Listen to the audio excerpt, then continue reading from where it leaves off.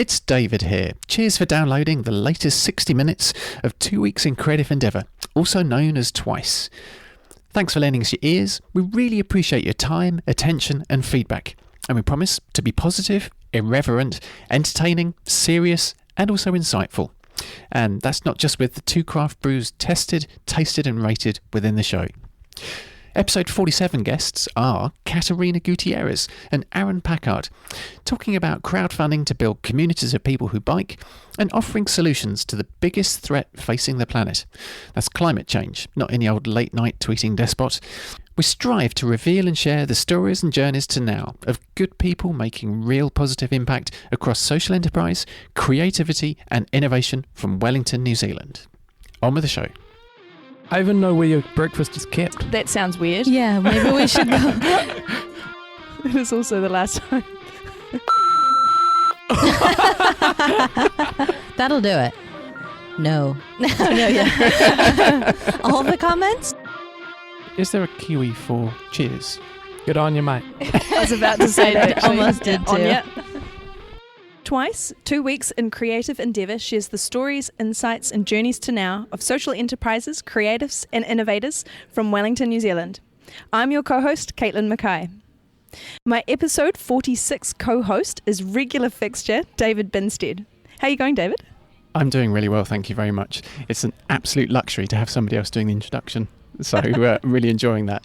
I just want to acknowledge that I'm really grateful for episode support from BizDojo, Cowork, Countrywide, Wellington, where creativity, innovation and collaboration converge. Our Patreon patrons, thanks for sticking with us. And also Garage Project for craft beer.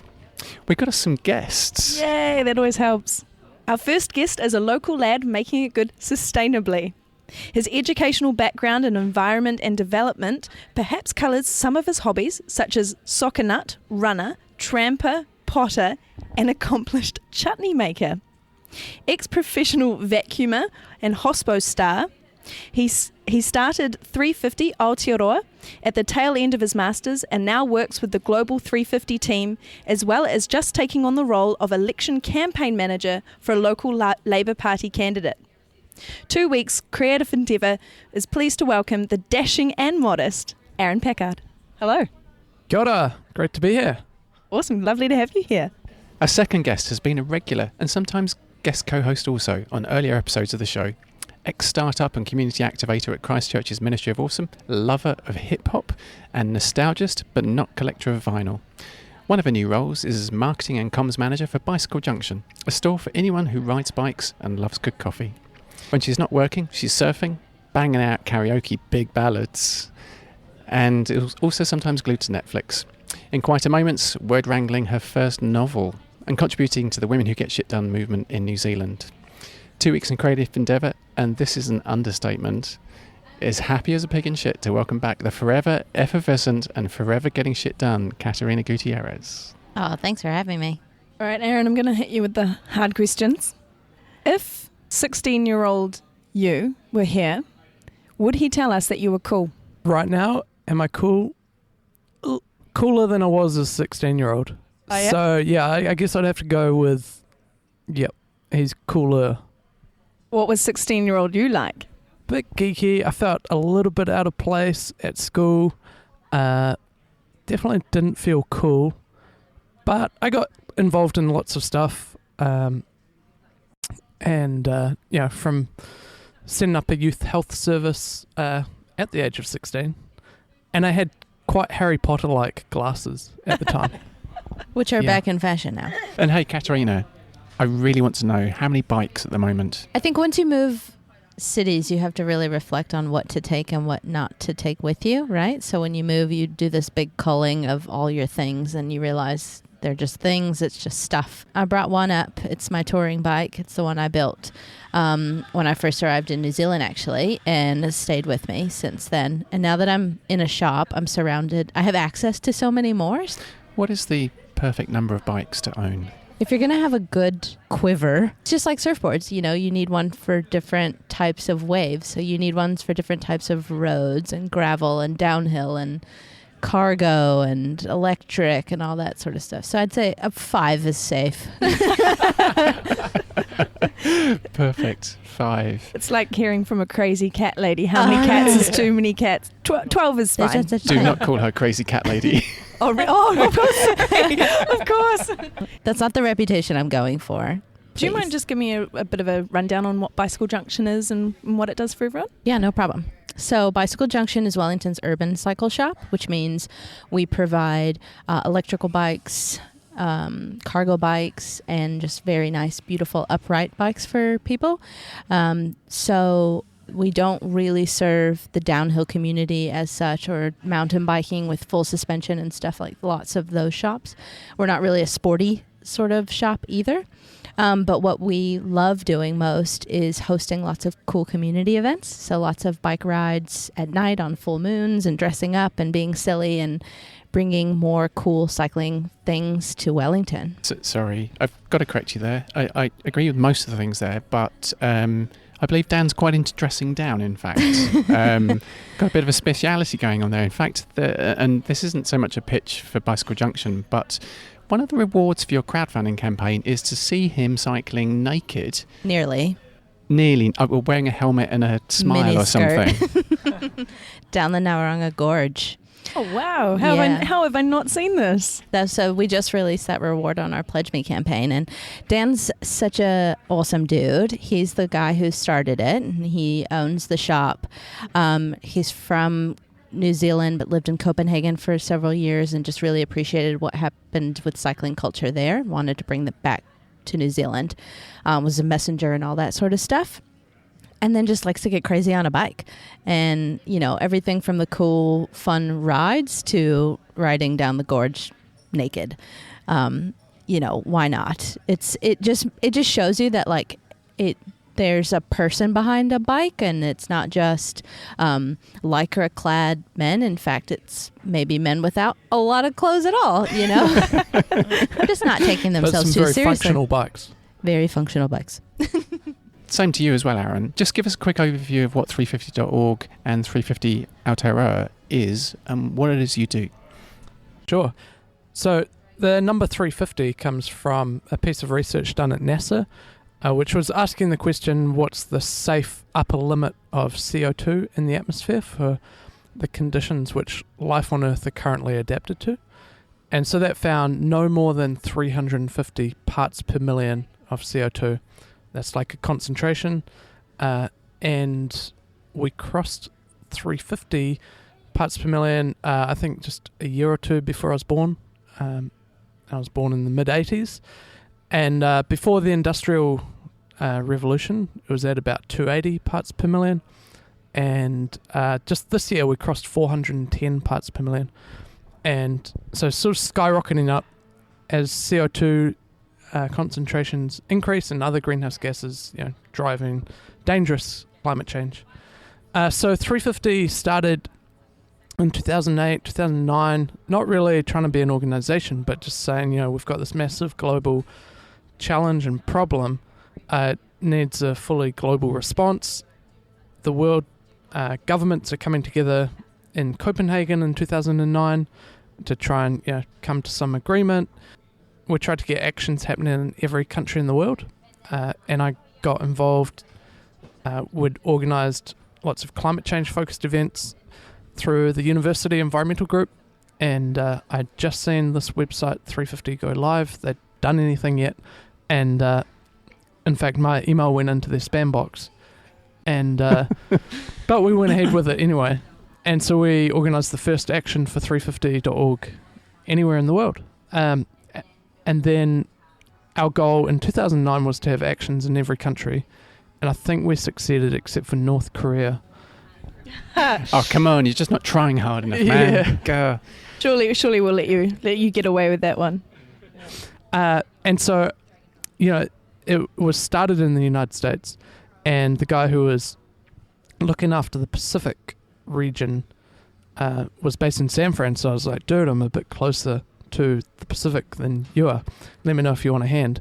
And so I just took on reaching out through the Pacific Islands, and we ended up with events happening in just about every 22 Pacific Island state and territory.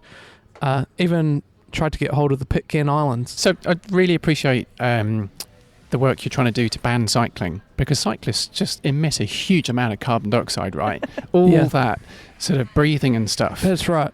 And I try to limit myself to breathing just maybe 3 times a day. You could probably get some methane tax from yoga classes as well. Oh, yeah. 350.org and AOTEAROA is about specific campaigning. Just talk to us a little bit about some of those campaigns. Yeah, so I mean, we went through the idea that if we showed enough momentum and desire from the public to have action on climate change, it would happen. And it didn't happen. And, coming into 2011, we then started to transform into an organisation that would campaign around the issue of climate change and put a focus on who is holding back action on climate change. And so really naming the fossil fuel industry as, I guess, the enemy of progress on climate change. But the friend of our pension funds. Well, I mean, the fossil fuel industry is, coal, oil and gas is big in all the stock exchanges and everywhere. And so that's been one of our strategies, is to target the investment in fossil fuels. So basically picking on the big guy. Yeah. Well, yeah, it's been pretty wild, really. I mean, I think, we launched the divestment campaign, which is that one of getting churches, councils, universities, any group or institution that has money invested is likely to have money tied up in fossil fuels. Since the campaign launched 4 years ago, a bit over $5 trillion has been divested from fossil fuel companies and about 700 institutions. It's easy to get caught up in the economics of it all and the financial impact of the divestment campaign, but really the divestment campaign, and it's modelled on the divestment campaign in apartheid-era South Africa, is about stigmatisation of the fossil fuel companies, so drawing attention to the actual damage that investing in fossil fuels is doing to the planet. And just so I get this right, you're not taking credit for all of it, just some of it. Well, it's a global movement, so there's been things happening in all around the world. And in fact, just last weekend we wrapped up the global divestment mobilisation, which saw about 280 events in 46 countries. Caitlin, would you do the huge honour of pulling out brew number 1, which is on this occasion from Garage Project? Nicely chosen. It is their Pan Pacific. I want to take a short break to ask you, dear listener, a question about the future of work. We know that it isn't the salaried model of old, working for a handful of companies over a lifetime in corporate offices. One of the companies supporting and enabling a possible new future of distributed and collaborative work is BizDojo. BizDojo is Kiwi for Cowork, countrywide. From humble beginnings 8 years ago, the dojo now has 6 communities full of creatives across New Zealand. With monthly contract-free plans starting for $399 New Zealand dollars and options for small and large teams, find out why your future and the future of collaboration looks bright over at bizdojo.com. bizdojo.com. Our grateful thanks to BizDojo for their support of this show. Have you had Pan Pacific before, Catarina? I have. I think I had it in a can before. All right, cheers, everybody. Is there a Kiwi for cheers? Good on you, mate. I was about to say that. Almost did too. What would you say? Would you say something in? Oh, probably just kia ora, which is good health anyway. So initial impressions. What do we reckon? Oh yeah. Oh yeah. I feel like I'm in Fargo. Oh yeah. Good. I love the colour. Dark. You can't see through it. It's like an amber ale. Is it an amber ale? Did I just name it? It is an amber ale. Well done. That's so good. Nice. I know my beers. The key question is, can you taste the Pacific in it? Do you want to taste the Pacific in it? Asks. Light, salty. Yeah, Pacific Garbage Patch. Pacific. Yeah. Henderson Island Ale. Yeah. I'll definitely keep drinking this. Excellent. Not going to throw it away or spit it out. Going Brewed home. with golden syrup, suggestively named Golden Naked Yeah, Oats, very malty. toasted coconut, and a combination of New Zealand and Australian hops. I don't taste coconut. It's a brew to meet the arrival of autumn with just a hint of warmer climes. Come fly with us. Oh, sold. Yeah, So duh. poetic. I love how much effort they're putting into their, they tell a story. It's like, yeah. It's like they're marketing or something. Oh, I know. Who gets that job? It's got some good grunt to it. Good Like- grunt. Yeah, feel like you're in an engine room flying over the Pacific. Yep. Any views about alcohol content, unless you've already seen it? 5. Probably down the middle of like 6. Is that middle? I don't know, actually. Bang on, 6. Yeah, 6%. It randomly reminds me of my childhood, only because it tastes like the beer my dad used to drink, and I would get to sip some. Yeah. Well, sip one. But yeah, he must have been to his amber ales or something. So pretty evocative then. Yeah, I'd say so. I like that it sort of clears up in your mouth reasonably quickly. Stronger amber ale sort of linger in your mouth and come on, clear out. Time for the next Sip. Sip. Gullet. Gulp. Shot. Gullet full. It feels like something I would drink more in the autumn or colder months, right? Yeah. What do you guys think of the label? I'm not actually Love getting the it. label this way. It's got an aeroplane with 4 propellers on it, flying over some coconut trees and a mountain with the sun rising. Or setting. I think the Pan Pacific is named after the aeroplane, the Pan Pacific Airways or something, right? I think so. Take your word for it. It's a goodie. Good job, Garage Project. When do you think you'd find yourself drinking this again, Caitlin? Probably with my dad. All Cool. right. Hey, Dad, when's Dad's birthday? Oh, for some reason he's on my birthday. I always forget. I'm pretty sure it's next month. Oh, But good. I'm seeing him on Friday, so I might pick up a beer. Okay, I'll fess up. This is one of my favourite beers of this year. Oh, Okay. it's a big call. Thank We God got a fan. Thank No. God we didn't put it down. It's kind of slap bang in the middle of everything I love about beer, in that it's 6%, just pushing it a little bit, but it's not just going into the 8 to 10% scary territory. Yeah. And also, like you say, Aaron, about the taste profile, it's just like, it's there, it's quite interesting, and then it goes away. It allows you to get on with some more. Final thoughts, Catarina, including label design? I'd give it a 4.5. Oh. Pretty Pretty high. high. It's so poignant at this time, I think. It's the autumn, the amber. I love that. And the label is one of my favorites, actually. I really like it. And I think on the can, it's the silver can. And the sunset or sunrise really is complimentary on that can. I really love it. I'm a sucker for label stuff, so it's like how I purchase my wine. How about you, Aaron? I'll go with a 4 out of 5. So very happy with it. Very happy to drink it. Yours is gone. Yeah, Oh, it it really is is, too. isn't it? I was thirsty. I'm living over in Carton these days, and so my life with craft beer has sort of come apart somewhat. There And- isn't a big craft beer scene in Carterton. Not really. You know, I'm campaign managing for a wannabe politician who drinks double brown, Damn. and we visit the Don't Tui. tell any more people that they will lose all the Wellingtonians' votes. Oh, superb. Yeah. But win the Wairarapa. It's the the Wairarapa electorate is home to Mangatanoka, which is home to the Tui brewery. So excited to wrap my tonsils around this brew. Thank you. Can tell. Caitlin, what are your view and final score? I'm going to give it a 4 as well. Probably for the nostalgic aspect for me. 4.5. Very happy with this as a brew. As I say, completely biased. I would have to put this as my choice of the season or the year so far.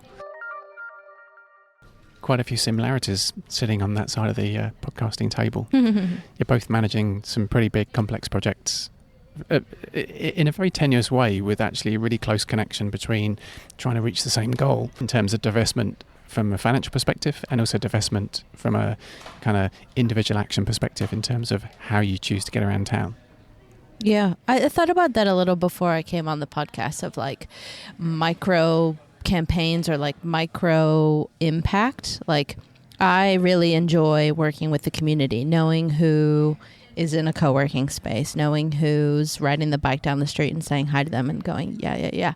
And I believe that leads to bigger social change, and then like, you know, citywide, and then it's region-wide and nationwide and all that stuff. And so the work, Aaron, that you're doing, I'm really fascinated by. I can't quite wrap my head around levels that big, you know, when it's talking country to country and working with others on a really big campaign to, as David said, pick on the big guys.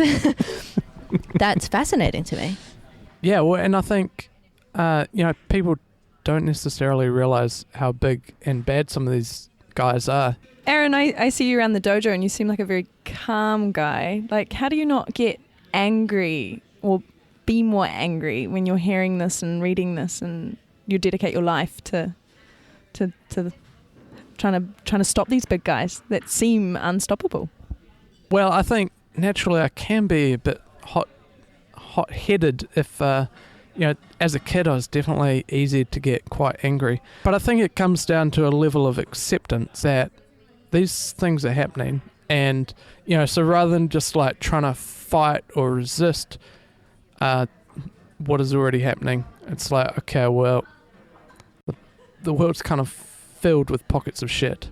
And I knew the S word would come up quite soon. And, you know, it's our responsibility to try and transform that and, you know, bring more positive energy is the way to bring people together. It's hard work, but it's meaningful work. You know, I think that pays off a lot. I think we're actually quite privileged to be working in doing the things that we're doing. You know, like we're trying to change the world, and we're lucky enough that we have chosen career paths that also bring meaning. You know, like it gets me up every day to know that there's something I'm doing that really counts. You know, I don't know that people working at ExxonMobil feel that way, which I'm hoping they don't, and that's to our advantage. To both of you, perhaps Catarina first, how do you choose which of your battles to fight? So I think the way I choose my battles is I find the momentum and I really ride that wave. And I'm lucky enough that I have a lot of people around me supporting that, and they really believe in that as well. So if I were always talking to deaf ears or always yammering on about something and it just looked like a blank face to some. Never had you down as a yammer. then that would be really hard. But I'm lucky enough that there are people who also, I've surrounded myself with that crowd. I guess that's why we're crowdfunding, is we believe that community of people also believe in that dream and want to see it happen. And they're going to put their money where their mouth is and prove it. And hopefully that turns out to be, you know, an amazing thing. I have a lot of confidence that it will. It takes a lot of work. I was talking to you earlier about time management. That's the big thing for me now, is like, how do you manage when there's so much work ahead of you? How do you actually manage that time, you know, without talking about your Trello boards or your Slack channels and stuff? It's like, it's the other balance of, just going outside and riding your bike, or actually going surfing and finding time to do really cool stuff. There seems to be quite a big emphasis around the world on, you know, sustainable cities and stuff. What do you guys both have an opinion on in terms of transport for like what, I guess my question is how ideally would you like to see the future of transport on a sustainable scale? Well, I mean, a lot of cities are doing much better than cities in New Zealand in terms of transport around the world. And they're not necessarily just the big cities either, but just the ongoing investment in rail, light rail, you know, cycleways. Yeah, it's all like, it's not that complicated to get right. It's just about having the right people in power that are not caught up in ideology, and then also movements of people, you know, pushing for these things are hugely important. This week we've seen some studies released saying that you know, petrol-powered cars are likely to become extinct within 10 years or so, which is pretty incredibly quick moving. So, you know, we're up for some big changes, and just with artificial intelligence, the ability of cars to drive themselves and stuff, car sharing just becomes such a bigger option.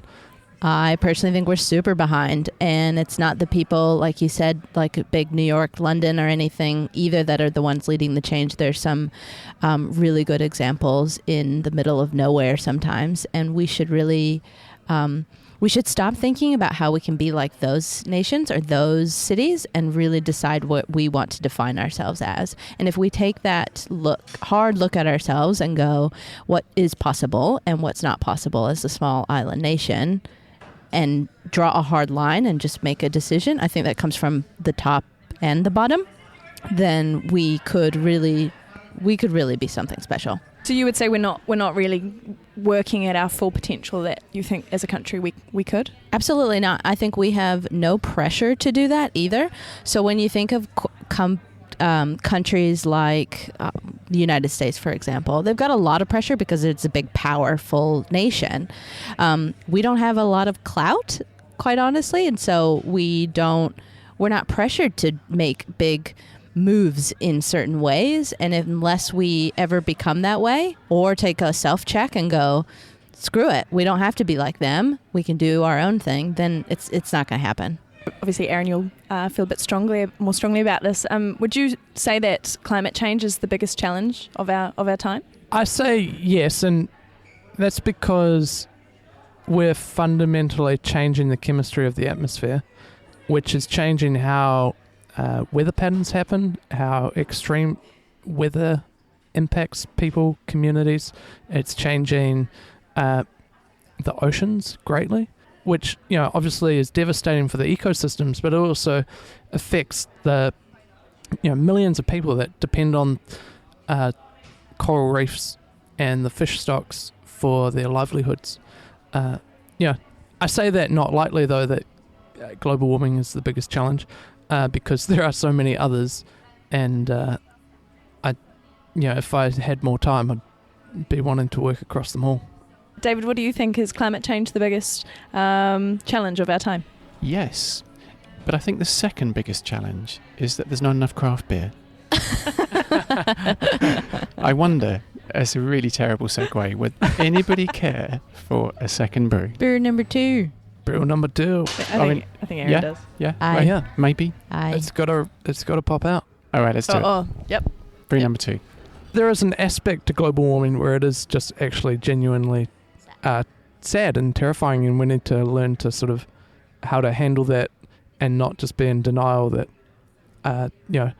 going into the coming decades, people, unless we change our behaviour now and very quickly, there's going to be mass displacement of people, not necessarily across borders all the time, but the thing of, how do we look at these issues clear-eyed and with open hearts, I guess, and then also be able to do something about it with the urgency required. Do you want to do it right now? Do you want to just quickly squeeze in a beer and then do something about it? We should definitely squeeze in a beer. We Okay, need to great. be a little bit inebriated for the next part of the conversation, I think. The way it's We're going. going to change the world. Yeah. My question is a cereal milk stout in the evening technically Brunner? Yeah. Being breakfast dinner. Brunner? Brunner for, Brenner. Yeah.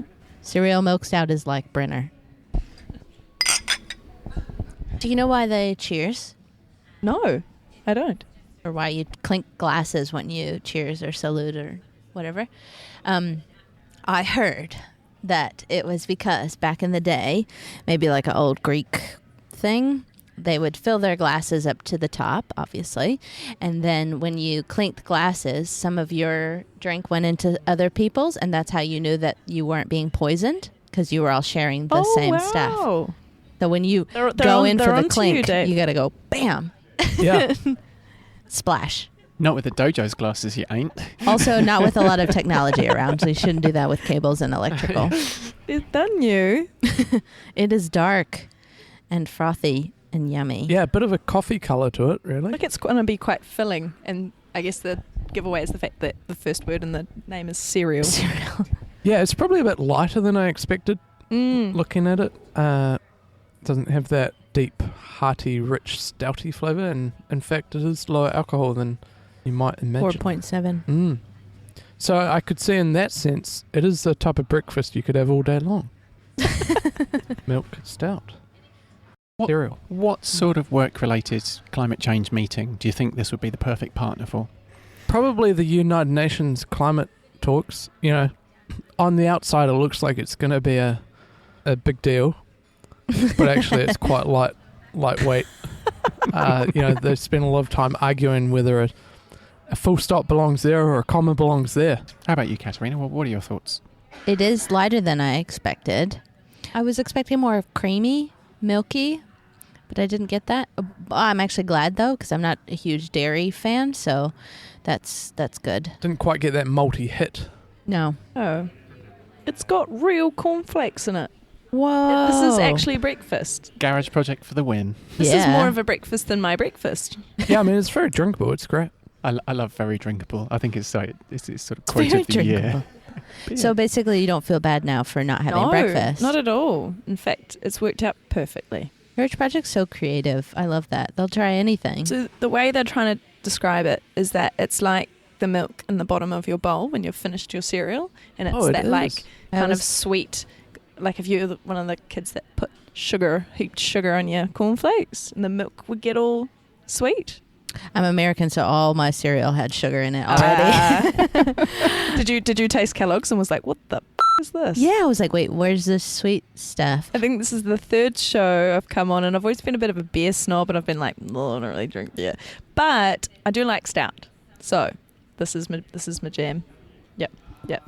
I think it's because it doesn't require you don't feel like you need to have heaps of it. I'm gonna have 2 or 3 and probably feel quite full. I like the packaging, cornflakes thrown into a good stouty brew. And I see, in fact, that it has lactose in it. It has that milky element. The milk element, yeah. I'm just going to get my rating in there. I think I'll go 3.5. Yeah, that packed a lot of punch. True. But, 3.5 is still pretty solid. Would you pick it again? Yeah, I would. I wonder if it's better on tap. Stout tends to be better freshly poured, so maybe the bottle it doesn't do it justice or something. But I like the label. The design is quite clever. So I'd give it a 4.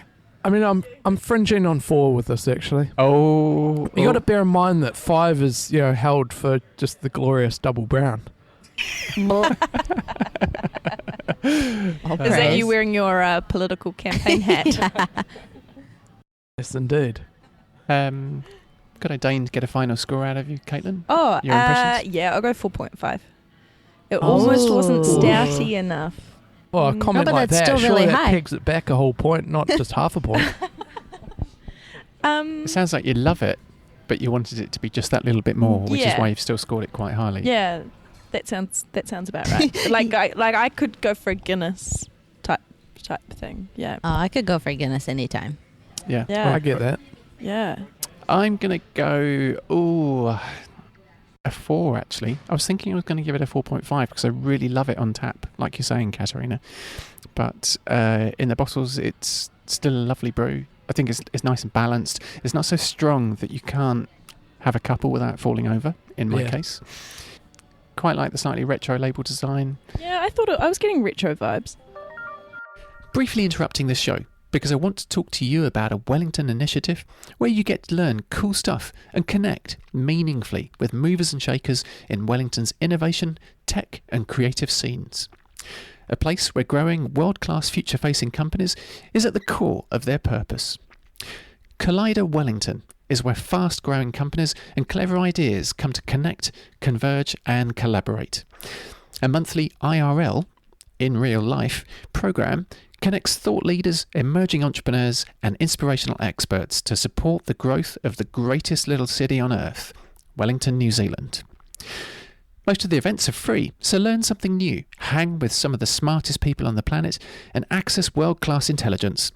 For all the deets, go to colliderwellington.com. That's spelt Collider, Wgtn.com. biggie.com. Our grateful thanks to Collider Wellington and Wellington City Council for the support of this show.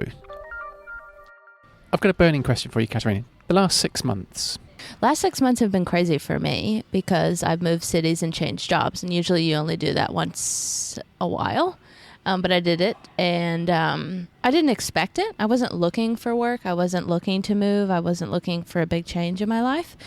And then opportunities presented themselves. Lots of projects finished up. Women Who Get Shit Done in Christchurch was a huge success. And timing-wise in Christchurch, I think it was just the right time. So I try not to get too in my own head about making big life changes and big decisions. I've only just begun to reflect on what the last even 30 days has been like, which is really hard. But I'm so glad that I made that move, and I'm so glad that I ended things in a really good way in Christchurch as well. Had considered Queenstown for a while. Queenstown would be really hard right now. People are living in their cars, much like other cities in New Zealand, but it's so hard to find work that's long-term and that's meaningful like it is with what I'm doing. And then I made the decision instead to come here, and Dan at Bicycle Junction was just so into it and just said, you and I are vibing. This is what we're planning with the shop. Do you want to be a part of that? And I couldn't say no. So it worked out. And everything has fallen into place. And he's kept his clothes on mostly? Yeah.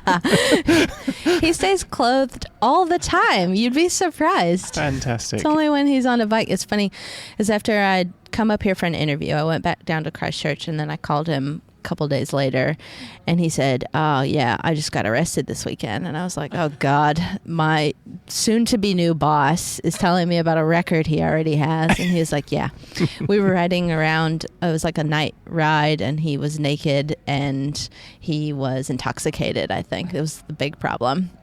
So he got arrested, and I was like, you know what? That's the kind of boss I want, though. Yeah.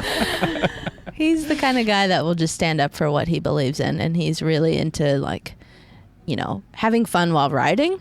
And maybe that's an extreme to some people. I could see that as well, but it means it's going to be a fun time. Nice. Are electric bikes cheating? Some would say it is cheating. I call it assisting. I think there's no shame in getting help when it comes to hills or wind. If it gets more people on bikes, I'm all for it. Do you think it's like a gateway drug, though, to, you know, other forms of naughty transport like cars? And we're doing this thing actually where you can trade in your car for cash, and you can use that cash, or you decide whether or not you want to use it to purchase an e-bike. So I think it's actually quite the opposite, where it's getting more people to give up their cars. If you can, so it's a gateway drug to non-assisted transport. That's right. Yeah.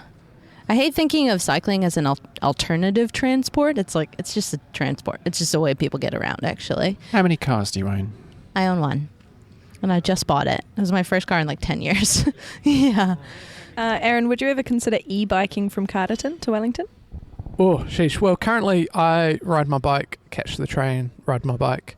The whole trip takes about 2 hours. I always feel like I want to applaud you when you come in. When I found out that was your journey and I see you in here, I'm like, where have you come from? It's quite an amazing journey. You get off at Carterton, and then I've got about a 7-kilometre bike ride sort of up to the foothills of the Tararuas and along gravel road. And when it's at night, it's like there's no lights around. It's just farmland, you know, the streams you cross over, and maybe one car will pass me, probably not any more than that. And often the stars will just be out, and it's like it's quite an amazing like debrief on the day with the cows and the grass. Horses, I saw that you've got some horses that come say hi. We do. Buddy and Maya, the big on in grass. It kind of buzzes me out just looking at them. And we're like, so you became that from just eating grass? Something funny happened today. I saw a photo of Mayor Lester. You must know him as Justin. By the Good way, old Justin. Lester is a terrible... I know. That's why I said it. So here's what he did. He tweeted a photo, or maybe it was a Facebook post or something, of him had just come in from his commute. and he was soaking wet because it was raining today, and he biked in and he was like, much regret. And I was like, dude, that was the worst thing you could have said right now. We talked a bit about acknowledging what some of the problems are, and the nice view is that biking is awesome, that's fantastic, and there are some challenges. Talk to us about the opportunities. Cycling's only one part of it, right? We've described walking as another form of transport. I love the multimodal method that Aaron uses of using public transport or the train and cycling. So I think the reason they should get out of their cars or use less carbon heavy forms of transport is because we have a future that is bleak when you think about it. So that's the negative part about it. There's so many times when I think about how I was considering not riding my bike, got on my bike, got to the destination, and was so much happier that I did it because I didn't have to look for parking. I didn't have to pay for parking. I felt a million times better. Like I could have had a really crap day and then just got out in it. Could have been raining, laughing at the rain, or just like laughing at the situation that it started raining, of course, in Wellington, the next 5 minutes and then it's new weather. I feel like those reasons alone are enough for someone to at least try. There's a difference between fully committing into changing the way you do things. The behavior change is one thing, but then there's another to just say, what if you actually just tried it one day and see how you feel when you try something different? What's the positive action that people can take, like listening to this show now and tomorrow? Individual actions are really important and lifestyle choices are really important, but at the end of the day, that doesn't influence, well, it does to some level influence the behavior of big corporations. It doesn't act at the pace required to shift our energy systems and to challenge the vested interests of fossil fuel companies, coal, oil and gas, that are just keeping on digging when we know to limit global warming to no more than 2 degrees, we need to keep about 90% of known fossil fuel reserves in the ground. And so that's why we focus as 350.org is take your personal actions, but also be part of a movement that campaigns together to challenge the power of these vested interests, which are lobbying the shit out of themselves to stay relevant. There was a quote from the CEO of Shell about a month ago saying the biggest threat to our industry is waning public support for our industry. And that's the result of movements of people campaigning, saying we cannot keep depending on oil for as long as these wealthy CEOs want us to keep depending on oil. Dear listener, assuage your guilt. Go to 350.AOTEAROA or 350.org.nz, chuck them some money and then carry on doing what you've done? Or are you telling them to do something else? Collectivism? Is that what we're talking about? I'm not picking on you, but just like if there's some practical things that someone can do now or tomorrow, what are they? We have local groups, in Wellington, Auckland, Dunedin, Christchurch, elsewhere, all around the world, and they organise around particular campaigns. There's also just having a conversation with your bank manager about how your funds are managed and invested, gets the bank thinking about it. Public pressure really works when it's done together and focused. It depends on local people getting involved and finding ways to make these issues heard, finding ways to create impact. And, we don't have answers, but individually we don't necessarily have the answers, but collectively we do. I feel like when you ask the question about, is this the biggest problem of our time? I feel like this one in particular has strings attached to all the other ones. And that if we don't have a planet to argue on or whatever, debate on or save, then what are we really doing? And so I do think it is the most important one. And so big movements like this are what we are experiencing as the big issue for us now. It's also those micro decisions that you make every day. Do you take your car or do you take the bus? Do you remember to bring your reusable bag or do you pick up all the plastic from the shops. And when more and more people start to make those micro decisions, big guys, the nice ones, they start to listen. Yeah, and I think an important aspect of that is not just doing that behavior, but making it known. I've actually been quite surprised by, definitely people in the dojo as well, finding out about their different life choices that they've made and go, oh shit, that's actually quite easy to do, and you just don't think about, or you don't think that you could do that. One of the things I love about both of you, our dear guests, Catarina and also Aaron, I see that you organisationally are contributing to this bigger movement of kind of human-powered activism, but in a way that is actually going to affect real change. You're using digital tools, you're achieving clarity of message, and you're also saying, look, we perhaps don't have the simple soundbite answers. And sorry to put you on the spot about it, but just to acknowledge, to say this is not necessarily a simple 2-sentence answer. This is we need to go on a journey and we'd like you to come with us. And I think that is a more important message I think you both send out for people to either associate with or not. And I think you do it really well. People are up for the big asks. They are sick of playing tiddlywinks, sort of like trying to just make small changes or make an inherently bad system a little bit better. And it is sort of that time for people to jump in and figure out how we face the future of disruption. I think a big part of this now is education too. But it's also, or I can only speak for myself, for me it's going, is it just liking something on Facebook, or is it really digging into the behind the story behind this? Is it a blogger who just really loves to talk about how she travels and saves seals, or is it somebody who like really, really cares and is doing real work? Because I think there's a lot of stuff out there that could sound and look like it's for the cause, but isn't necessarily. Like, you got to question things, and then you got to find those answers too, which is hard. We're both very curious to know what your best and worst jobs have been in this journey to where you are now. Well, my worst job actually was at a bicycle store. That's no, this is going to be a great story. I can't wait for this one. And that was because the manager was a sexist, like misogynist prick, basically. Go on, say it. Don't hold yourself back, man. Just he can bleep it. Well, what about your best job then, Aaron? Best job? Oh, I mean, I'd have to say, 350.org has been the adventure of my life. Spent a lot of time working in the Pacific Islands, traveling around there, understanding the issues, connecting with young people, building a movement that's actually, I guess, creating some impact and change, and working in Australia. And what's your worst job that you've had? Hopefully not at a bike store.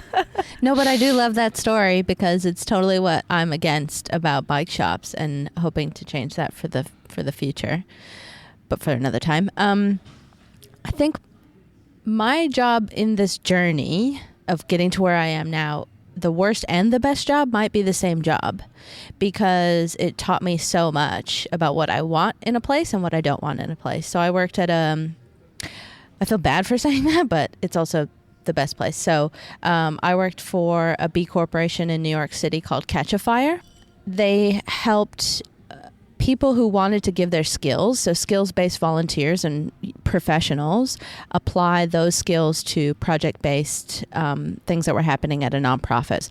High stress, and you don't sleep, you party hard, and you work for sport there. That's the life that you live. I was fascinated when I left and quit and said, actually, I'm going to choose to do something totally different. I'm going to move countries. I'm going to go to an island. I'm going to go explore, freelance for a year and surf and do all these really cool things and still make a living out of it. And that was when the light bulb went off that, like, I can have both. Sounds like you were quite surprised. Did you think that going into the job, you thought it was, being a B Corp and everything, that it was going to be a lot better, or that it was going to suit you more? I did think the company culture would suit me more. I think location-wise, I didn't know what I was getting into going into New York City. It's a make or break you sort of place. I had a lot of friends and support there, but it was not, it took a lot out of me. Just really interested to ask both of you, Aaron, perhaps respectively first. Looking out to sort of the next quarter or season, or however you decide professionally to sort of work out your year, is there anything big upcoming that you're trying to deliver in your work, or even in personal terms, that you're trying to get done? Well, certainly just wrapped up a big global campaign, and starting tomorrow, I'm starting to take out all my leave from 350 to work on the election campaign over in the Wairarapa for a candidate who is the MC of the Golden Shares, which is the national sheep sharing competition. Oh, wow. And volunteer fireman. Another world out there. Drinks double brown. Yeah. Oh, and it's such an exciting opportunity to connect with the rural community, having grown up in the city. And there are, real issues facing a lot, like Masterton has some of the highest levels of poverty in New Zealand. What have you got coming up? Anything big and exciting and naked on a bike, or? I have done naked on a bike before, let's put it that way. I don't know that I might get in trouble with immigration, so I don't want to push I'm not trying to get a record right now. Let's put it that way. We're moving our shop from our Newtown origins into town. We're moving to 1 Marion Street in July. Cool. We're moving by bike. It's very meta. Wow.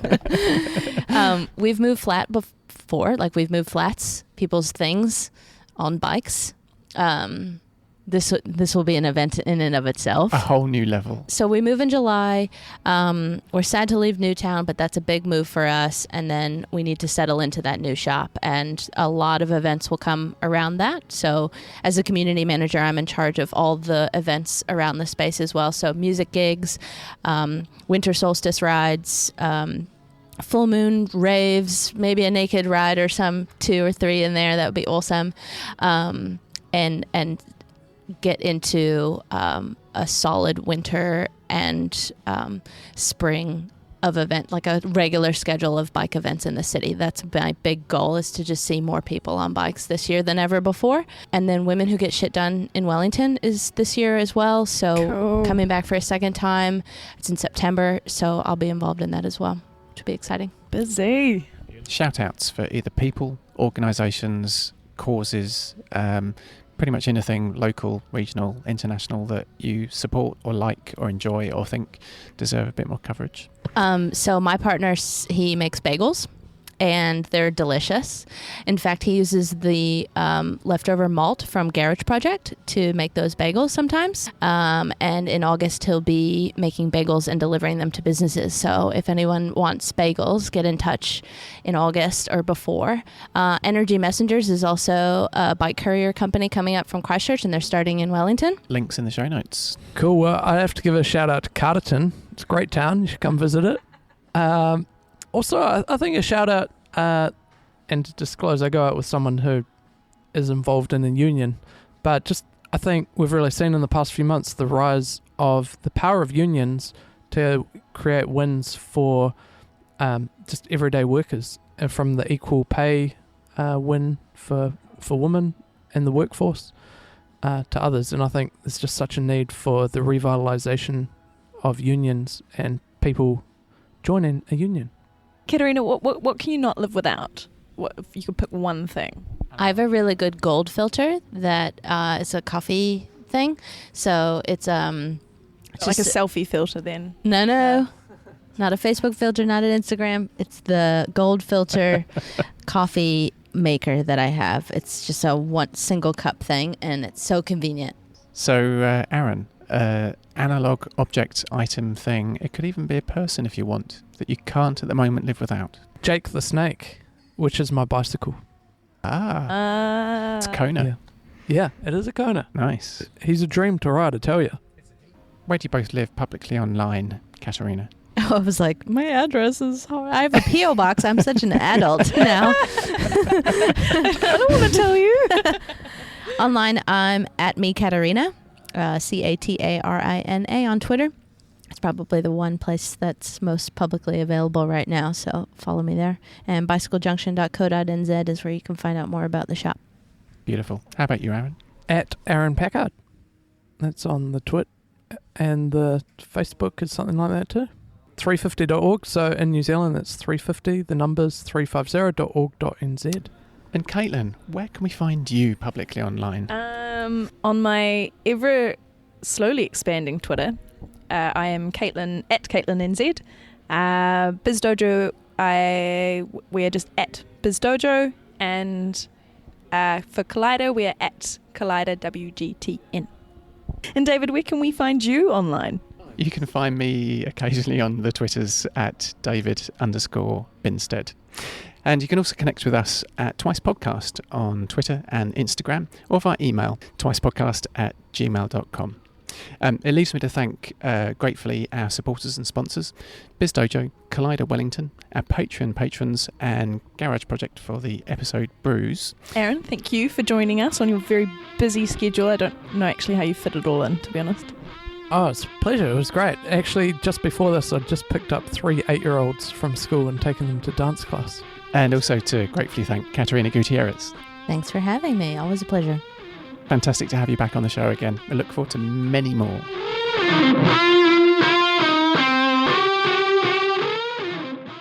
All right, who'd like the last word? Bikes are good, not friends. Stop buying No, wait, they're petrol. friends.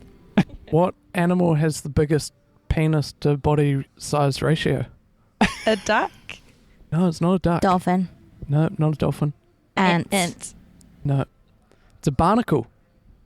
Wow, that is really the last word. You must have been super popular when you were... Wait, is the neighbour stuck on a nearby rock too? Uh-huh. You know it. What? Barnacle life, man. So they so they mate for life. Whoa. They mate for life purely because of where they live. Or I guess it depends how many neighbours you've got. I got a question for you, Aaron. Sounds like Carterton. Just cut the crap. This is really serious, okay? Do you feel like you got good value for your education? Actually, where were you educated? In relation to the barnacle comment, of course. But I found the Bachelor of Science that I did in ecology was quite challenging. I liked that. Oprah Winfrey spoke. She did the commencement speech at my alma mater this year. And I was just listening to it the other day, and she was talking about living your life purposefully and all the Oprah-isms that she has. But she was really talking about like how you leave a legacy and how you take care of this planet, which I thought was really interesting. And that really spoke to me. And then I sent a really nice letter to my school, but then also to my mom because it was Mother's Day. And that is something that was instilled in me from the very beginning, like of childhood. And I wondered, when people work in places like 350.org, was that something that you were brought up with, or like what's the influence of things like that? Perhaps it's a conversation for another day or whatever. Yeah, it feels like a whole other 2-hour session. Yeah, right. And a lot more beer. Basically. But yeah, certainly. Well, if Oprah says it, definitely just those take big that with you. influences, I think, make people what they are. Well said. My question is a cereal milk stout in the evening technically Brunner? Yeah. Being breakfast dinner. Brunner? Brunner for, Brunner. Yeah. You don't use It's Brunner? probably my favorite meal. Go. Breakfast at dinner. I'm so glad you're here. Oh, I love breakfast. I could eat it every time. So especially after you go out and then you go to, so deep in the South United States, we have a place called Waffle House. It's a diner that's disgusting. It's an open kitchen that you watch them cook your nasty late night food, and it always get breakfast at those places. You know, like your waffle and your fried chicken and your bacon and eggs. Which fairy tale character best describes you? Either of you? I am going to go with Gonzo, crossed with Piglet. What about you, Catarina? I like Winnie the Pooh characters, so I'll stick with that. Today, because it was raining really hard, I thought about Eeyore. Oh, yeah. You know, just want to sit down and loathe. That's the rainy weather sort of Eeyore in me. But then, like, I don't know, 2 minutes later, the sun comes out and I feel like Tigger. You know, we're just like, here we go, let's do this. Yeah. What movie genre would you be, Aaron? Adventure comedy. What have you got? Documentary is probably what I'm on to. David, do you have one? I'd probably go between sci-fi and James Bond. Bonfire. Well, yeah.